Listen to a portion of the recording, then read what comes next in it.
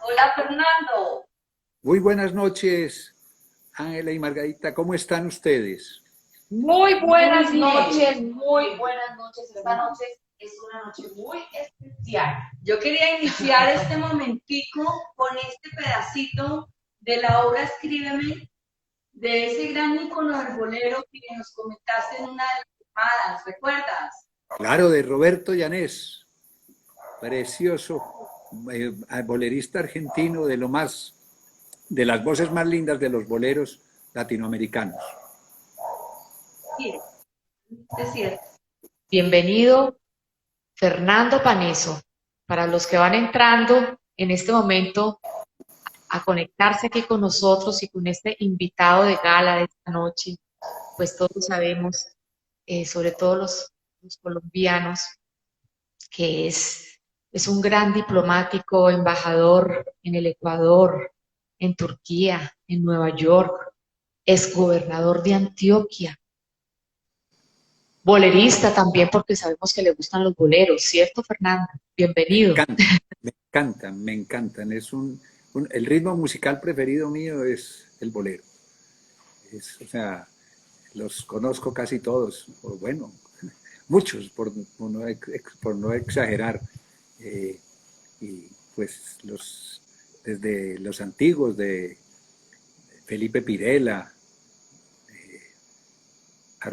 pues Roberto Ledesma, Tito Rodríguez, toda esta serie de pléyades del bolero de hace mucho tiempo. Don Lucho Gatica. Pero eres más amante de de ese bolero clásico que estamos hablando, o también te gusta ese bolero de Arrabal de Orlando Contreras. Claro que Ambos. sí, Rolando la Serie, los tangos. Ambos me encantan. Al principio oía mucho más el bolero clásico, pues boleristas como los que acabo de nombrar. Los dos es que escoger un bolerista es muy difícil, pero lo que eran Lucho Gatica, Felipe Pirela, Llanés y Tito Rodríguez eran como los preferidos, pero uno también oír a la gran cantante cubana Urquita Guillot, Patricia González, que aunque ustedes la tuvieron aquí, el honor de tenerla aquí hace 8 días, A Patricia González. Sí, la gran bailista ecuatoriana, Patricia González, entre otras, maravillosa entrevista, las felicito, maravillosa. Y ella muy generosa con su tiempo, con su música, una mujer valiosísima, guayaquileña a morir. Eso nos pareció muy sencilla, se entregó totalmente a la entrevista, ella es muy corta de palabras, generalmente cuando la entrevista, pero aquí se abrió su corazón y nos contó esa cantidad de anécdotas y nos quedó faltando fue tiempo. Así sí, fue muy linda entrevista, fue muy bella. Además, pues en el caso nuestro, siente un amor por Colombia profundo. Me impresionó algo que nombró de Carlos Vives, que lo conocía desde que tocaba en Ramón Antigua. Ramón Antigua fue un sitio muy famoso de Bogotá, donde empezó Carlos Vives. Esto era de Leonardo Álvarez, el gran cantante colombiano. Claro. Y Leonardo allí tenía un sitio que se llamaba el Tinglado de la Fama. Y allí los que aspiraban a trascender cantaron. Y allí cantó Shakira, jovencitica estuvo Shakira en el Tinglado de la Fama de Ramón Antigua. Y Carlos Vives cantaba allí, y Patricia González conoce eso, algo tan bogotano como es Ramón Antigua. Así es, ¿no es cierto? Uno, cerrando un poquito como lo de Patricia, es una persona que tiene muchísimos amigos, y conectando contigo en apartes que hemos leído, decía el cronista Gustavo Gardiazabal, Gustavo Álvarez, perdón, hablaba de ti que tú habías podido lograr el sueño de Roberto Carlos, ¿no? Con que habías tenido 1.000.000 de amigos, ¿no? Sí, Entonces, yo quiero que nos vayas contando cómo es eso. Yo voy a hacerte un poquito de esa ambientación.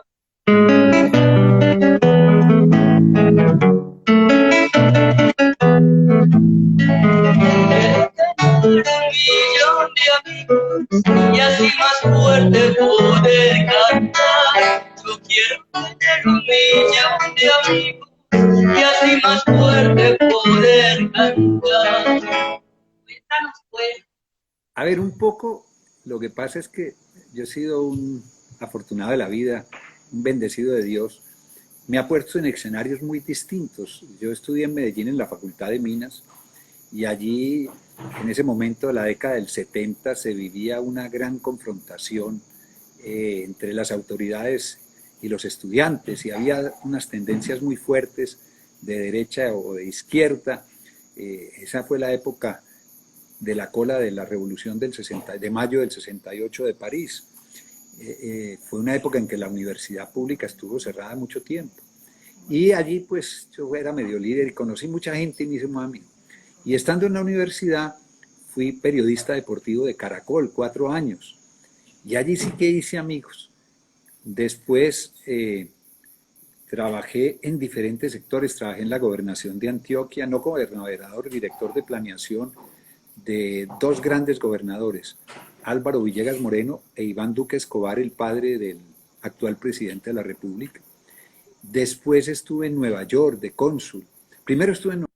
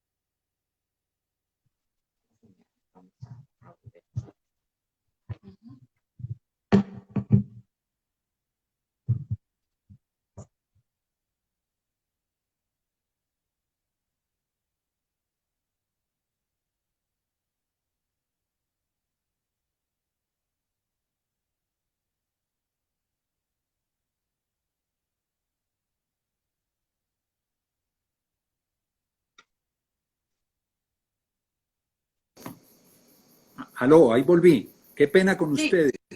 ¿Quién sabe qué pasó esto del internet que es tan sí. moderno?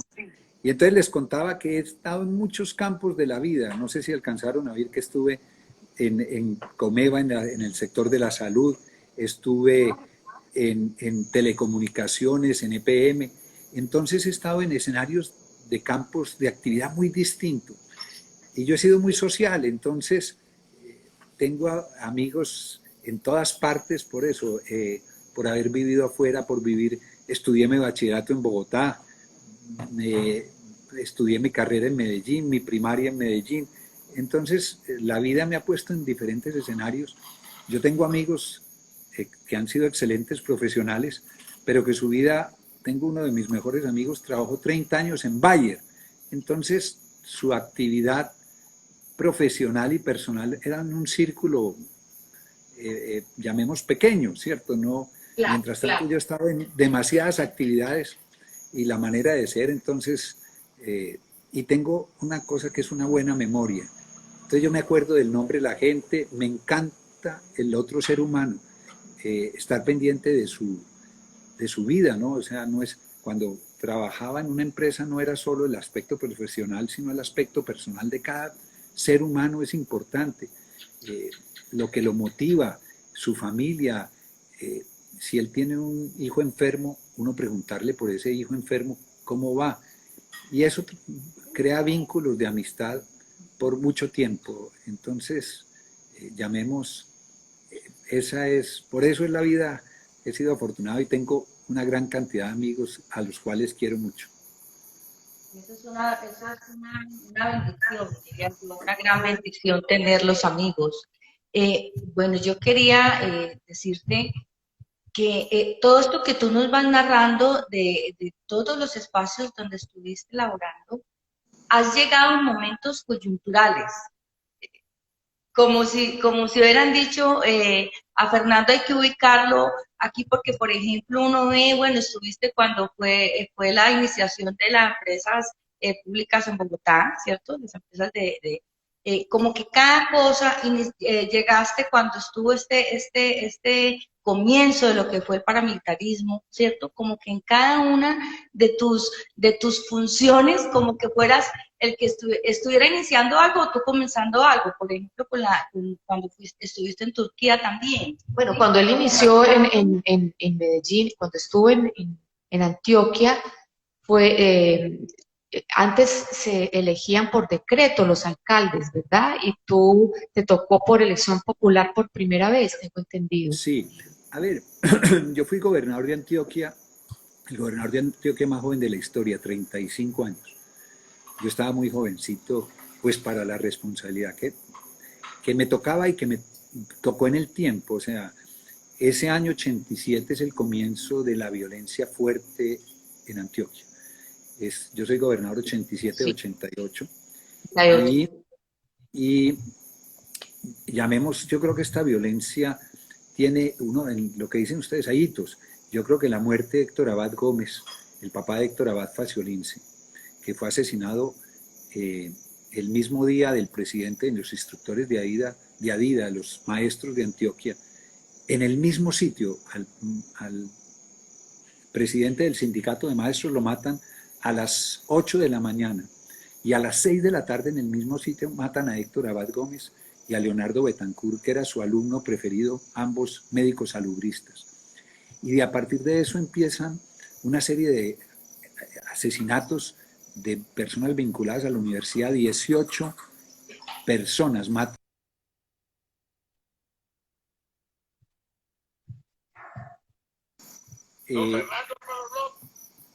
Matan 18 personas en ese momento, pues en ese tiempo, desde agosto a diciembre, en ese tiempo secuestran a Rodrigo Arenas Betancourt, le toca todo el proceso de liberación del manejo. El 13 de enero del 88 ponen la bomba del edificio Mónaco, que es también otro hito que parte, llamemos la guerra del narcotráfico, y el 25 de enero entre Cali y Medellín, sí. El 25 de enero secuestran a Carlos Mauro Hoyos, Procurador General Nacional. Procurador. Sí.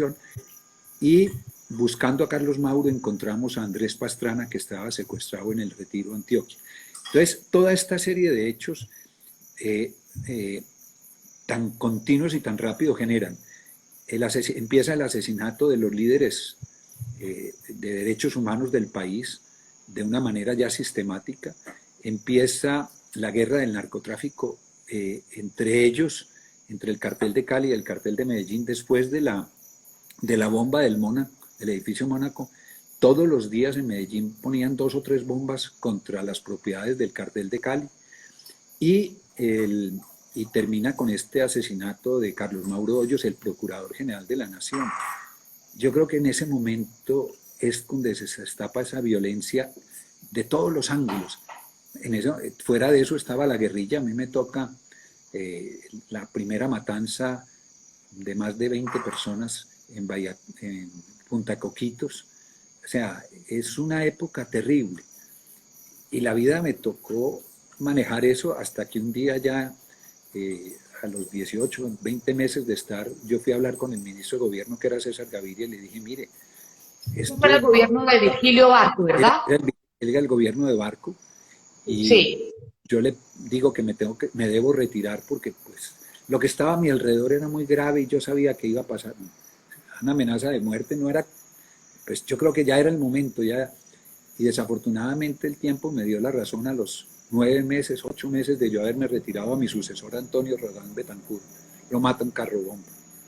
Entonces es una época de violencia en Antioquia muy fuerte en el país. Estás vivo de milagro. Yo entré con 3 guardaespaldas y salí con 16, con 14, 16. porque el ritmo de violencia fue exponencial. Esa es una época que vivió el país. En los años siguientes, el 25% de los asesinatos de Colombia se hacían en Medellín, de los homicidios. Esa época no podemos dejar repetirla. Me dejó una escuela y la vida sí me dio unas oportunidades de ser el primero en muchas cosas. Fui el primer embajador de Turquía, abrí la oficina, la EPM Bogotá, etcétera. O sea, son oportunidades que uno agradece. Personas que creyeron en uno, César Gaviria, Iván Duque Escobar, el presidente Santos, en confiarme la responsabilidad de abrir una embajada en un país tan importante como Turquía. Turquía es la 17 economía del mundo, está en el G20, es un país muy importante. Y desde el punto de vista histórico, pues la historia del mundo pasa por Turquía. Allí están las historias que hay en ese territorio de la Anatolia, son emocionantes. Es un lugar estratégico. Sí, sí, estábamos mirando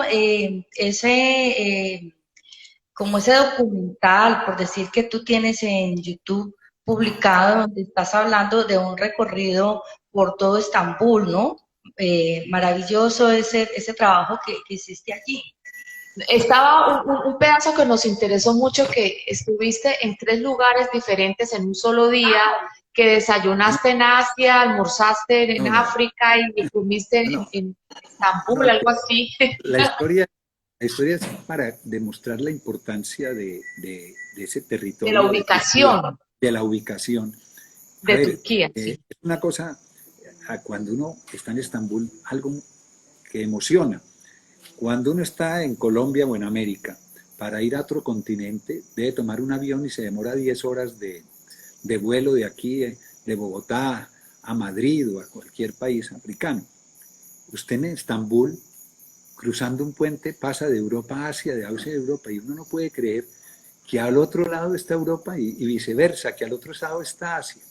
Y contaba una anécdota que pues es muy simpática con Patricia, unas vacaciones que teníamos unos días en diciembre, en enero, un invierno, en Ankara ese año estaba el invierno muy fuerte, nos fuimos a Egipto. Y el día que nos regresábamos, el avión salía a las 11 de la mañana. Entonces desayunamos en el Cairo a las 7:30 de la mañana, sin afanes. Llegamos al aeropuerto, tomamos el avión, el Cairo-Estambul, bajamos en Estambul, almorzamos en Estambul. Y a las 5 de la tarde tomamos el vuelo Estambul-Ankara. Y estábamos en la casa comiendo sin afanes a las 7:30 de la noche. Cuando le dije a Patricia, ¿usted se ha dado cuenta de una cosa? Desayunamos en África, almorzamos en Europa y comimos en Asia. O sea, eso demuestra la importancia que tiene Estambul en la historia. O sea, es que Estambul, la caída de Estambul en manos de los turcos, generó el descubrimiento de América. La historia siempre es parcializada a favor de Occidente y hacen un tamiz sobre lo que pasa, sobre la importancia de Oriente y lo que tuvo. Al caer en 1453 Estambul en manos de los turcos de Fatih Sultan Mehmet, que entra en ese año en su caballo blanco y lo primero que hace es dirigirse a Hagia Sofía y en ese momento la vuelve mezquita. O sea, la historia es muy importante. Entra en un caballo blanco y hay una anécdota. Cuando los franceses entraron a Estambul después de la Primera Guerra Mundial, los generales franceses entraron en caballo blanco, como diciendo, aquí nos estamos devolviendo la historia. Y la caída de Estambul en el año 1453 hace que los turcos cierren la ruta de la seda y las especias. Y eran importantísimas, además, para conservar los alimentos, las especias. Las especias eran fundamentales y la seda era el elemento de moda. Es que la seda era a veces moneda. Cambiaba usted productos por seda. Y los europeos, viendo que no podían tener el acceso a las especias de Oriente y a los productos lujosos, no era solo también el marfil de África, etcétera, las pieles de Rusia. Cristóbal Colón le propone a la reina Isabel II en el, en el, en el cerco de Granada, en las murallas de Granada, porque están ya haciendo el último ataque a los árabes musulmanes para echarlos de la península ibérica, y Colón le ofrece a la reina y le dice, mire, si yo me voy hacia el occidente en vez del Mediterráneo, yo llego a la India, que era el sitio especial. Y por eso Cristóbal Colón sale hacia el occidente y llega a América y pensó que llegó a la India.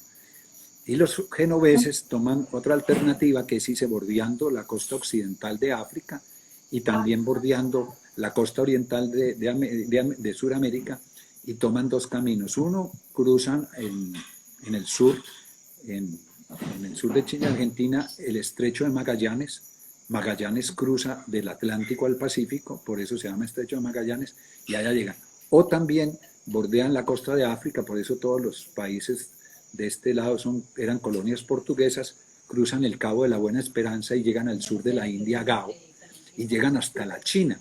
Hay una isla al frente de Hong Kong que se llama Macao, que hasta finales del siglo pasado era colonia portuguesa.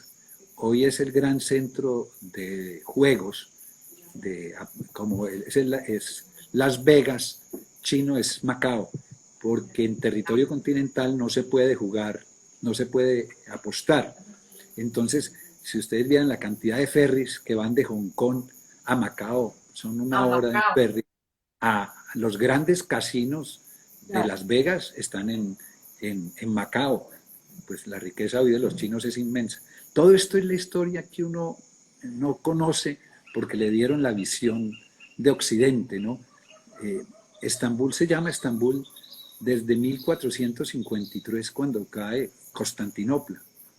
Y a nosotros en los libros de geografía del año 60, 70 todavía se hablaba de Constantinopla.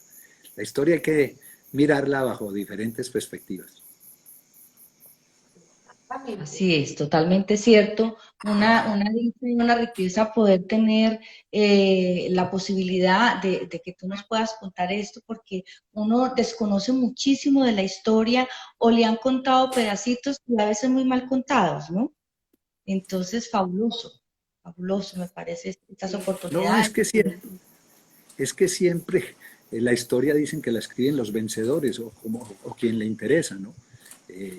Obviamente en la batalla de Viena, que fue derrotado el imperio otomano, pues comienza la decadencia y ahí esa es una gran victoria, pero hay una batalla en 1071 que es también importantísima, donde los turcos selyúcidas derrotan en Manzikir a los bizantinos, y eso les abre la posibilidad de tomarse toda Anatolia, y ahí arranca el principio es el comienzo del Imperio Otomano, que fue uno de los imperios más grandes de la historia, más de 500 años, 600 años. Era todo el norte de África, el Medio Oriente y el sur de Europa. Grecia estuvo dominada 400 años por los turcos. O sea, es apasionante el tema. Yo quiero que te vayas acercando un momentico, vas saludando a las personas que van entrando, que están saludando allí a Fernando, los que se están conectando en la transmisión, para ir saludando un poquito. Vamos a ir mirando, creo que está aquí J.R. Jiménez, Hadman, Córdoba, Marta Arango, Sonita 63, Alfonso Pinto Cabrales, Naidi Carvajal, sí. Lucy Osorno, Ay, Nayib el Dulce, sí. Veo a María Campo, a María Teresa Verdugo, es que no se los alcanzo a ver sino muy poquitos. Sí. Lolita Fonnegra, Villamastar 210. Lolita Fonnegra es una colombiana maravillosa que vive en Nueva York, trabajó con la gobernación de Nueva York y nos ayudó muchísimo a los colombianos, o nos sigue ayudando muchísimo a los colombianos, un ser maravilloso. Lolita, un placer saber que estás aquí conectada. Sonia Cuervo. Claro, trabajó conmigo en muchas partes en Bogotá. Diana Becerra, ¿no? Diana Becerra. Bien, ¿no? También uno, gente amiga y querida, que estuvimos en una empresa que fue muy linda, crear EPM Bogotá, fue una aventura maravillosa. Era competirle a la ETV, que era, si ustedes se acuerdan, pues los que vivieron en Bogotá, tener una línea telefónica era una odisea. Era tan importante tener una línea telefónica fija que figuraba en las escrituras de las casas. A usted le vendían un apartamento con la línea telefónica tal, o sea, usted no lleva escritura pública, sino lo que tiene valor. Una casa valía más o menos si tenía teléfono o no lo tenía. Y la llegada de EPM Bogotá rompió ese monopolio y cambió el servicio, o sea, el servicio de telecomunicaciones de Bogotá es uno antes y después de EPM Bogotá. Y la vida, lo que es curioso, todo esto que yo hice para robarle mercado a ETV desde EPM Bogotá, unos años después me tocó ser presidente de ETV y tratar de recuperar lo que le había quitado. Claro, claro que sí, buenísimo. Bueno, está Eva María Campo, también te saluda. También Eva María está en este momento en Texas, cumplió años antier y felicitaciones. Ella trabajó muchos años en el Hotel Hilton de Cartagena. Es un ser maravilloso también. No, grandes amigos a quien quiero y recuerdo con mucho cariño. Y aquí varias personas que están aquí conectándose. Hablando de la gente que te quiere, la colonia colombiana en Nueva York, la gente colombiana te recuerda por todo ese trabajo que hiciste en la embajada, porque después de ser una embajada fría, cuando los colombianos entraban y se sentían como extraños, no en su casa como debería ser. Entonces, ellos dicen que fue un antes y después de que tú llegaras a la embajada, porque le hiciste mucho más cálida al recibir a los colombianos y muy distinto a lo que habían vivido antes de que tú llegaras como diplomático a esta embajada. Cuéntanos un poquito de esa experiencia tuya en Nueva York. Esa experiencia fue muy linda del Consulado de Colombia en Nueva York. Era en ese momento la misión diplomática más grande de Colombia en el mundo. Eran 9 cónsules de primera y el cónsul general. Y había un tema muy complejo desde la entrada. En la entrada habían colocado un moreno de 2 metros, jamaiquino, una excelente persona, pero que ni hablaba español, y esculcaba a las personas. Y después había una puerta de estas de seguridad, de detector de metales, que la gente seguía después de pasar esos filtros y había una cola y hacía una cola ahí y resulta que esa cola era para la caja, el proceso final. Y yo dije un momentico, esto es la casa, el consulado es la casa de los colombianos y a uno en la casa no lo ponen a eso. Lo primero que hice fue pedirle al señor Luz, se llamaba, jamaiquino, mire, usted va a ser el guarda, pero usted no va a intervenir con nadie de las personas. Lo segundo, esa puerta metálica, la quité, la guardé en un depósito. El cónsul anterior me llamó y me dijo, Fernando, ¿cómo quitaste esa puerta? Esa puerta costó una fortuna. Y le dije, mire, como costó tanta plata, por eso fue que la guardé para que no la fueran a dañar. Y puse una persona en la entrada que recibía a la gente y le preguntaba, ¿usted para dónde va? Voy a sacar un pasaporte. Entonces vaya a la oficina y pregunta por Margarita o por Jaime. Y diríjase, era un trato personal de amigos. Y yo iba, los lunes había unas colas inmensas. Yo trataba de agilizarla, iba y hablaba con la gente. Porque es que a uno en la casa de uno no le piden identificación ni cédula. El anterior me dijo, mire, es que la gente puede ser peligrosa. Y le dije, ¿cómo va a ser peligrosa alguien que viene a su casa? Eso no. Mira, y fue una relación espectacular con la gente, de cariño. Tuvimos anécdotas. Un día, por error, en una firma de relojes de New Jersey, que fabricaba relojes, encontró un colombiano de casualidad una circular que decía que buscaba que no se vincularan colombianos porque podían robarse. Pues me fui yo con la colonia colombiana, hicimos una protesta delante de la fábrica de relojes con la bandera colombiana y todo, y yo encabezando. Pues salió el gerente general de la empresa, nos pidió disculpas y pues como un acto de contrición vinculó en menos de un mes como 15 o 20 colombianos. Entonces son acciones en favor de la gente. A ver, es que uno vaya a prestar servicios y hay gente que va al servicio exterior por servicios prestados o creen que el país le debe algo y entonces no tienen ese compromiso. Pero pues hay funcionarios de diplomáticos en Colombia muy buenos que también luchan por la gente. Hay otros que no tanto y a veces hay que ser crítico. Pero en este caso del Consulado de Colombia en Nueva York fue una experiencia maravillosa.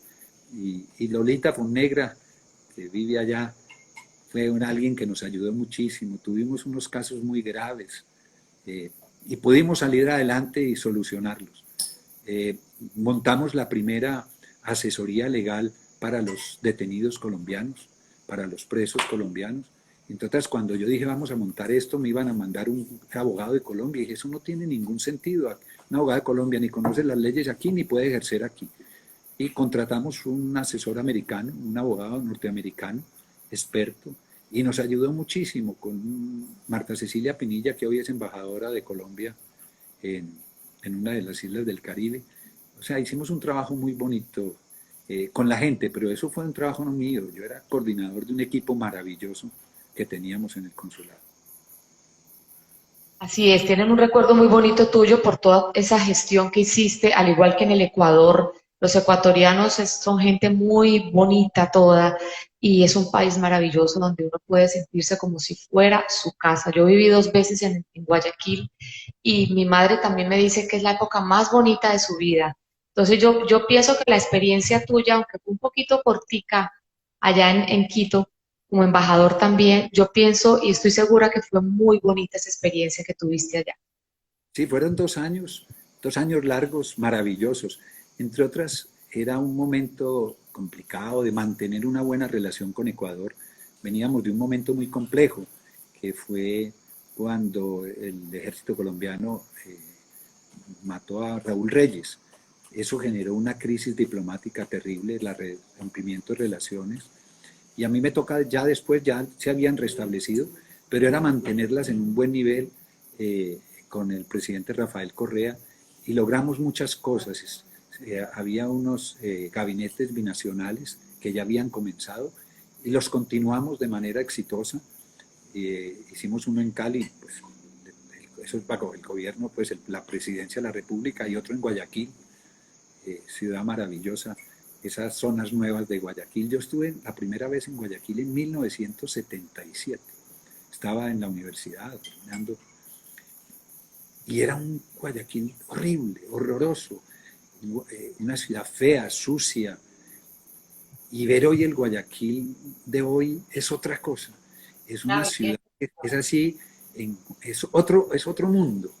Es otro mundo. El Guayaquil ese que yo conocí la primera vez al de hoy es totalmente distinto, unas zonas bellísimas, modernas, una infraestructura moderna. Guayaquil, Quito, Ecuador es un país maravilloso, lleno de gente. Para Colombia la Embajada de Ecuador es muy importante. Es el segundo socio comercial en productos no tradicionales. Y hay más de 300.000 colombianos en Ecuador. O sea, con el que usted habla de Ecuador tiene un primo casado con colombiana, etc. En toda familia ecuatoriana siempre hay un colombiano por alguna parte. Se oyen muchos ruidos allá como de chicharras y se oyen perros y animales. Sí, Estás yo en una finca. estoy en Villeta. Esto es el paraíso terrenal. Estoy en Villeta y eso que estuvimos de buenas, porque aquí al lado de donde estamos hay unas loras, pero ya se acostaron. A las 5 de la tarde no dejan hablar, es un espectáculo, ellas hablando entre sí, preciosas, simpáticas. Afortunadamente a esta hora ya, entre otras son 4 loritas y se juntan las 4 a arroparse la una con la otra, es un espectáculo. Entonces aquí como las mujeres cuando nos juntamos a hablar, me imagino que no nos calla nadie. Es un espectáculo. Villeta es un sitio paradisiaco, es un clima cálido pero seco, por las noches ventea rico. Es un sitio cerca a Bogotá, además es una carretera maravillosa del puente de Guadua a la salida, donde termina la calle 80, a Villeta, sí. Y hora y cuarto, hora y 20, por una carretera maravillosa. O sea, Es una de las mejores salidas de Bogotá y el clima y la gente de Villeta es... Yo vivo feliz aquí. Pues la idea, ya teniendo internet, porque no tenía, lo pones, ¿sí? Yo pienso quedarme aquí una temporada muy larga. Y si no es que me quede del todo. Claro, súper delicioso, esa tranquilidad y estar uno en comunión con el campo y más en estos momentos, eso es algo que hay que disfrutar hartísimo. Pienso que es algo de las cosas bonitas que muchas personas han podido hacer en este nuevo estilo de vida que estamos teniendo la humanidad. Súper, eres un Sí, privilegiado y bendecido con ese espacio que tienes allí, Fernando, qué sí, chévere. no, yo no tengo sino gratitud hacia Dios, o sea, eh, lo que me ha dado, las oportunidades, entre otras, yo sostengo que en la vida si uno se compromete, yo fui el primer funcionario público de mi familia, yo no, nadie en mi familia había sido funcionario público. Son circunstancias que me llevaron a edad. Y tengo 3 hijos y tienen clarísimo que tampoco van a ser funcionarios públicos. 2 son médicos, viven en el exterior, y el otro es ingeniero de sistemas y administrador y tiene su profesión. Entonces yo fui un caso, llamemos un, y yo no ni hice política con nadie, ni, no, trabajando duro, fue que llegué a las oportunidades.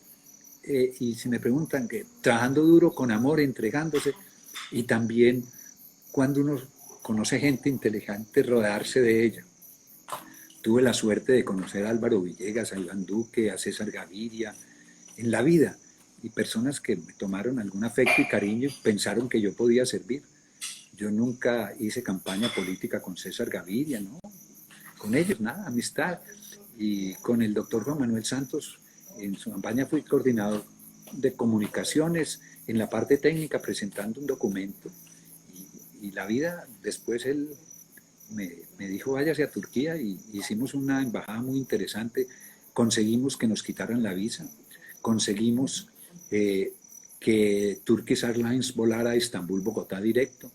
El año pasado fueron 42.000 colombianos a Turquía. Hoy es uno de los destinos turísticos más importantes para los colombianos. Además es barato. El año pasado una empresa de turística de Medellín tenía paquetes de 5 millones de pesos con tiquete, 10 días en hoteles buenos de Turquía y las excursiones. Yo no sé cómo hacen, porque si usted va y compra el tiquete, por aparte le vale más que eso. Entonces, pues ahí hay una ayuda seguro del gobierno turco y convenios, pero usted ir por 5 millones de pesos, que es plata, pero no es plata para irse 10 días a Turquía con todo pago, a Incluido el conocer paseo en semejante país Capadocia. tan bello. Capadocia. Bueno, yo No te quisiera oí. que nos fuera ir entrando en esa maravillosa obra que has estado compartiendo, estuviste en la Feria del Libro, pero antes de entrar a hablar directamente del libro, que nos contaras cómo llegas a conocer a estos dos cronistas y cómo empieza este sueño hecho realidad de crear esta como dicen, esta biografía, esta novela contada de tu vida. A ver, no, el libro que se llama Relato de mi destino, entre otras, tiene ese título, tiene en el fondo un trasfondo de una canción, un pasillo que es peruano o ecuatoriano, que se llama Romance de mi destino, que yo digo que ese pasillo es como la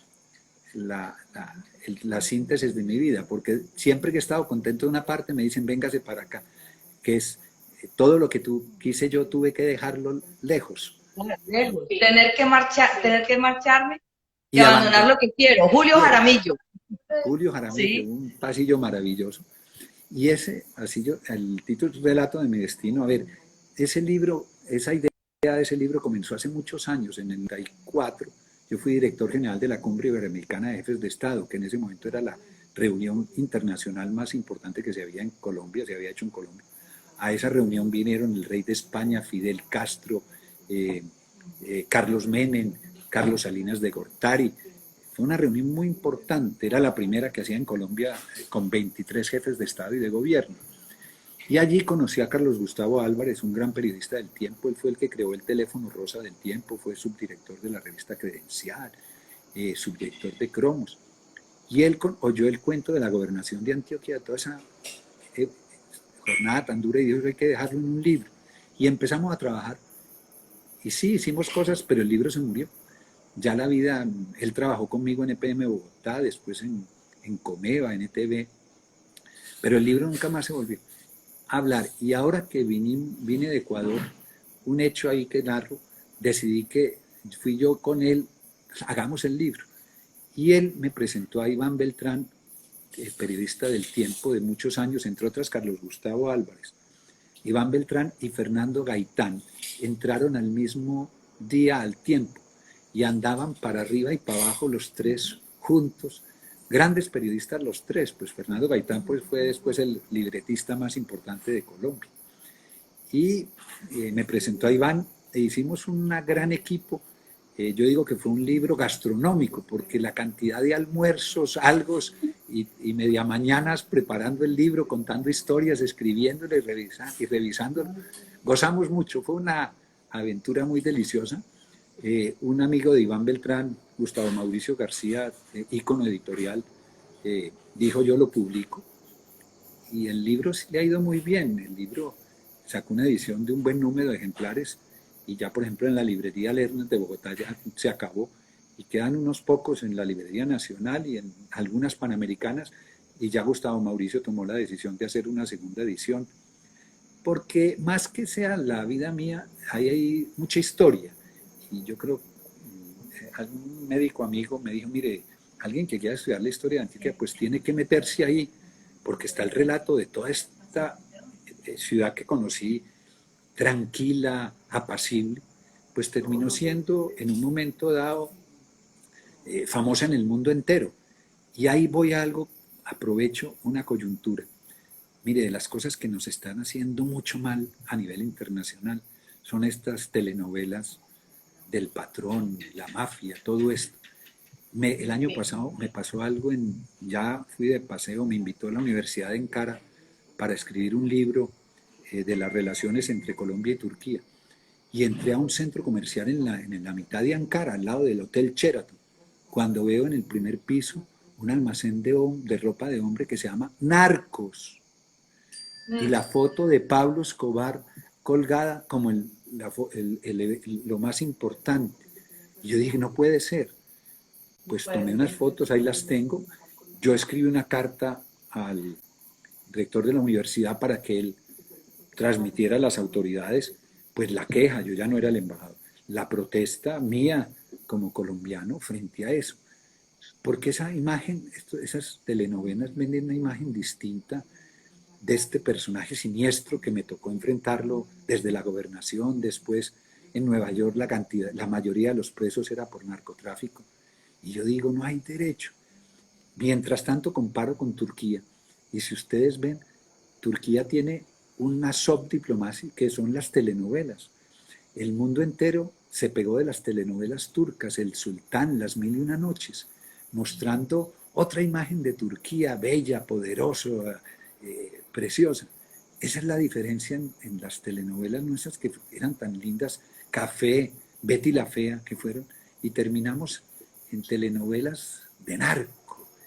Y eso es la imagen que queda del país. Yo llamo a la reflexión. Ese no Sí. es.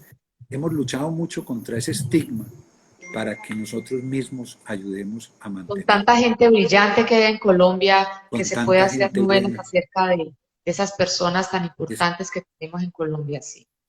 Ese es un tema que vale la pena, y aprovecho pues, y a ustedes les ha pasado en muchas partes, en mucho aeropuerto, lo primero que me preguntan: ¿y Pablo Escobar? Y yo digo: carajo, Sí, ¿por qué? horrible, Terrible. Bueno, espantoso, sí. pasemos a cosas más agradables. Cuéntenme. Entonces Pero el libro tiene ese trasfondo, más que una biografía mía, es contar unas historias, contar el tema de Turquía, mostrar la importancia de ese país. ¿Cómo no teníamos antes embajada en Turquía, siendo uno de los países más importantes del mundo? En mucho sentido, la geopolítica de Turquía es fundamental. Les cuento algo histórico. Todos se acuerdan de pues todos no, pero la historia habla de las crisis de los misiles de 1962 entre Rusia y Estados Unidos. unos misiles que venían para La Habana, para Cuba, en barcos rusos, y el gobierno de Estados Unidos detecta y bloquea la entrada. Se pensó mucho momento que en ese Kennedy ordena, y era Khrushchev, que iba a haber la Tercera Guerra Mundial. Resulta que en un momento dado los barcos rusos se devuelven y se retiran, y todo el mundo occidente le da el gran triunfo a los Estados Unidos, vencieron a los rusos por miedo. No, fue una negociación. Resulta que en Turquía había unos misiles apuntando a la Unión Soviética. En ese momento Turquía limitaba con la Unión Soviética, que hoy no existe. Y fue, yo retiro los misiles de aquí, de La Habana, pues no los descargo, pero usted me retira los misiles que tiene en Turquía. Turquía siempre ha sido un escenario fundamental en la historia. Es el segundo ejército más importante de la OTAN. O sea, y nosotros no teníamos embajada en Turquía. Era un error histórico que el presidente Santos quiso corregir, y me dio la oportunidad con la canciller María Ángela Holguín, a quien no tengo sino palabras de gratitud, a que fuera a abrir esa embajada que Patricia siempre había soñado querer, a conocer a Estambul, y en vez de ir a conocerla nos fuimos a vivir a Turquía. Obviamente no en Estambul, porque la capital política es Ankara. Ankara. Desde Mustafa Kemal Atatürk, él decidió pasar la capital de Estambul, y en la nueva república la capital fuera Ankara. No, fabuloso, fabuloso, fabuloso, me encanta todo o sea, sí, yo no, yo cada vez que te escucho hablar, yo digo, qué dicha, porque es que son muchísimas, muchísimas historias, muchísimas experiencias, eh, tan distintos los escenarios en que has estado. Sí, es una cosa supremamente que no se cansa uno de quedarse Y es maravillado. inevitable preguntarte cómo ves tú el futuro político de Colombia. ¿Cómo lo ves tú? Es complejo, pero hay que ser optimista. Yo creo que se ha avanzado mucho. El proceso de paz atenuó un ejército de 8.000 hombres, que hoy sigue habiendo violencia. Es que el proceso de paz no terminaba la violencia. Pero yo me pregunto en un momento de estos, ¿qué tal que un ejército de las FARC, 8.000 hombres tomándose pueblos y ciudades? Eso terminó. Hoy hay una violencia localizada en puntos muy graves. El tema del narcotráfico, el grave problema que hoy tiene Colombia es el narcotráfico. Ese es el grave problema que desde finales del 80 empezó a marcar en la impronta colombiana y ha hecho un daño a la sociedad muy grande. No solo desde el punto de vista de la violencia, ¿no? Desde el punto de vista de la moral. Yo a veces me impresiono cómo gente que tiene todas las posibilidades se metió a ese negocio. El ánimo de lucro, el dinero fácil que llaman, que no es tan fácil porque genera unos riesgos grandes, la cantidad de muertos que tiene esto a costa. Yo creo que el gran propósito es enfrentar el narcotráfico. Y lo tienen los gobiernos. El problema, y yo sí también, y esto es un concepto muy personal, muy comprometedor, es que creo que si seguimos haciendo lo mismo de la lucha igual, y eso decía Einstein, si quieres tener resultados distintos tienes que hacer cosas distintas, porque si haces lo mismo el resultado será el mismo. Hay que empezar un proceso de buscar que la droga se legalice y no sea un problema de orden público, sino de salubridad. Eso se demora, hay que convencer pues a las grandes potencias, y es un tema complicado, pero eso hay que empezar a trabajarlo. Como fue la crisis, la prohibición del alcohol en Estados Unidos generó las grandes mafias de Chicago, de Nueva York, Al Capone, todos estos, John Dillinger, etcétera, que cuando lo legalizan, el problema es de salud pública, de los alcohólicos, y no un problema de seguridad nacional. Es que cuando un gramo de coca vale X en el sitio donde se produce y 10 o 20 X en la ciudad, en las calles de Nueva York o en las calles de París, pues eso da para corromper a mucha gente en la mitad del camino, para quebrar voluntades. Entonces, yo soy optimista, o sea, uno tiene que ser optimista. Este es un país resiliente, palabra de moda hoy, grandes. Mira, sí, la crisis de los 80 y 90 fueron terribles. Como les digo, el número de muertos en Medellín en uno de esos años fue el mismo número de muertos que había en la guerra, que hubo en la guerra del Líbano, que en ese momento se estaba librando. O sea, en Medellín en un año hubo más muertos, 5.000 muertos más que en la guerra del Líbano. Entonces, hemos pasado momentos dificilísimos. La época de la violencia de la 40 y 50 hubo más de 300.000 muertos. La guerra de los 1000 días a finales del siglo XIX y principios del siglo XX. Somos capaces, somos un pueblo luchador, pero eso sí tenemos que encontrar propósitos comunes. Esta polarización no puede seguir y hay que buscar encontrar puntos grandes, magnos, de propósito de país para sacarlo adelante.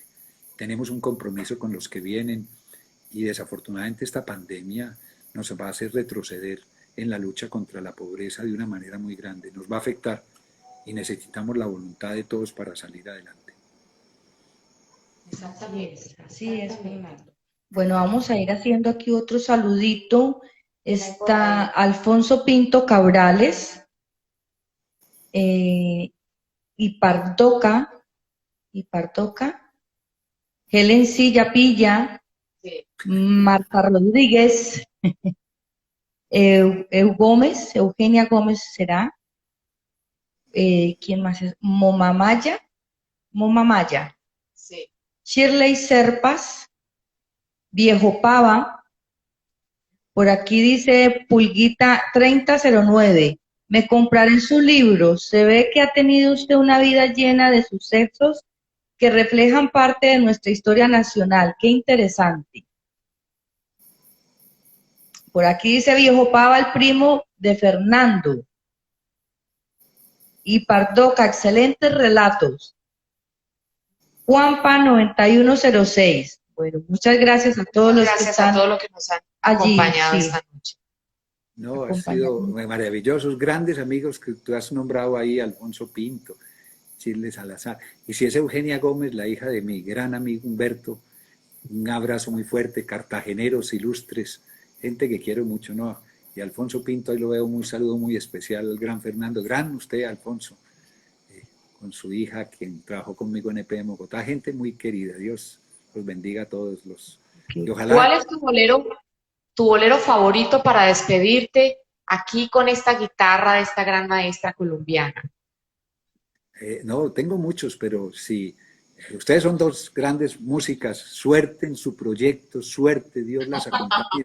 Diga, no sé si se conocen Romance de mi destino, si lo conocen, vamos con ese, si lo conocen. Sí. Romance de mi destino. No recuerdo muy bien la letra, pero voy a ver si puedo hacerlo antes de comentar.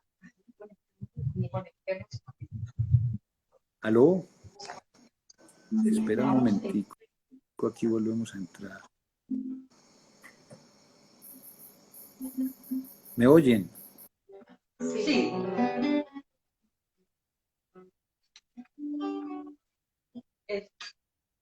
¿Aló? ¿Aló?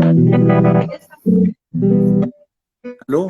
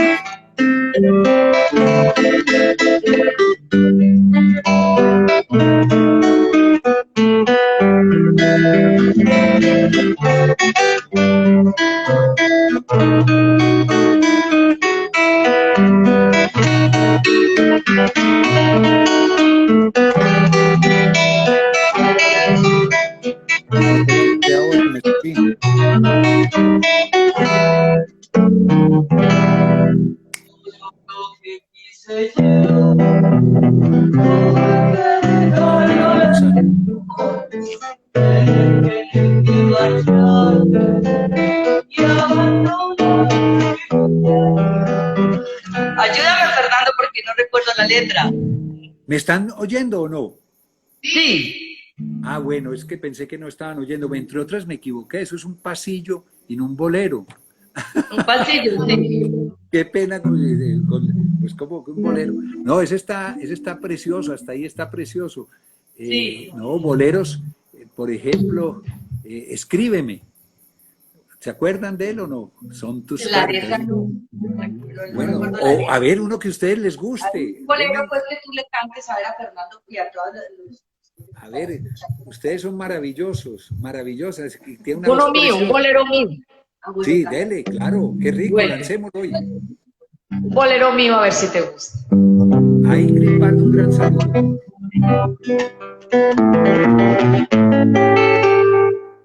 Me han dicho que no me quieres ni siquiera como amiga, que no te importa que yo sufra este castigo de verte lejos del amor que te bendigo.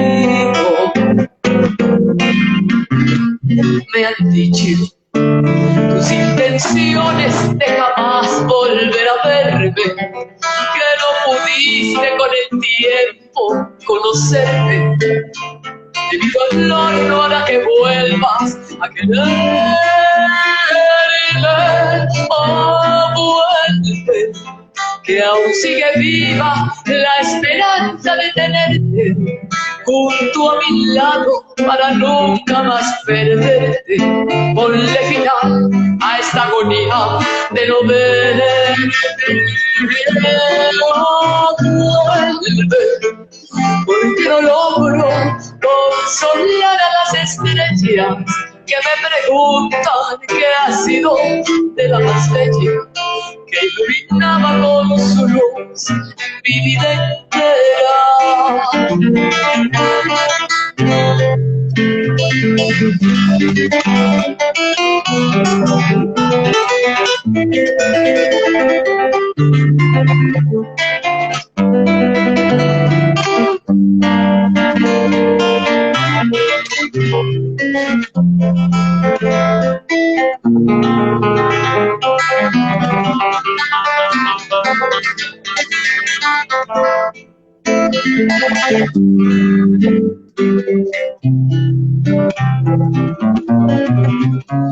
Me han dicho que te propones olvidar lo que vivimos, que no recuerdas el amor que un día sentimos, ni las promesas que a diario nos hicimos. Me han dicho que no pudiste hallar en mí lo que buscabas, que no lograste hacer todo lo que anhelabas, y que lo inmenso de mi amor no te bastaba. Oh, vuelve, que aún sigue viva la esperanza de tenerte junto a mi lado para nunca más perderte. Ponle final a esta agonía de no verte. Oh, vuelve, porque no logro consolar a las estrellas que me preguntan qué ha sido de la más bella que iluminaba con su luz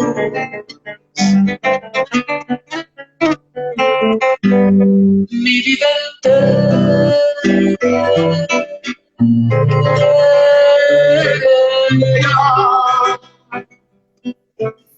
Muchas gracias por habernos acompañado. Preciosa canción, qué voz y qué guitarra.